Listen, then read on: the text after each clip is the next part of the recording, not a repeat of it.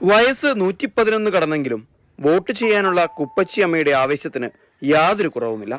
കയ്യിൽ കുപ്പിവളയും മേൽക്കുപ്പായത്തിന് പകരം ഒരു തോർത്തും ധരിച്ച് ആളെപ്പോഴും വീടിന് മുമ്പിൽ ഹാജരുണ്ട്. തിരഞ്ഞെടുപ്പിനെ കുറിച്ച് പറയുമ്പോൾ അവശതയൊക്കെ പമ്പ കടക്കും. ആദ്യ നിയമസഭാ തിരഞ്ഞെടുപ്പ് കാലം തൊട്ട് ഈ കഴിഞ്ഞ തിരഞ്ഞെടുപ്പ് വരെ കുപ്പച്ചിയമ്മ വോട്ട് മുടക്കിയിട്ടില്ല. വിശേഷങ്ങൾ ചോദിച്ചാൽ ചിലതൊക്കെ തപ്പിയും തടഞ്ഞും ഓർത്തെടുക്കും. അമ്മ ആദ്യമായിട്ട് ആർക്കാ വോട്ട് ചെയ്തത്? EMS ചെയ്തത്. ഏറ്റവും ഇഷ്ടപ്പെട്ട നേതാവാരാ?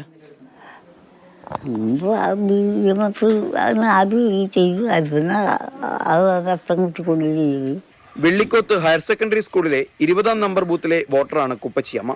ഏതാനും വർഷങ്ങൾക്ക് മുൻപ് വരെ അതിരാവിലെ വോട്ട് ചെയ്യാൻ വെള്ളിക്കോത്ത് സ്കൂളിൽ പോയിരുന്ന ഈ മുത്തശ്ശി കാസർകോട്ടെ പ്രധാന തെരഞ്ഞെടുപ്പ് കാഴ്ചകളിൽ ഒന്നായിരുന്നു. പ്രായം ശരീരത്തെ ബാധിച്ചതോടെയാണ് ഇപ്പോൾ വീട്ടിലിരുന്ന് വോട്ട് ചെയ്യാൻ ഇവർ തയ്യാറായത്. മരുമകൾക്കും പേരക്കുട്ടികൾക്കുമൊപ്പമാണ് ഇപ്പോൾ താമസം.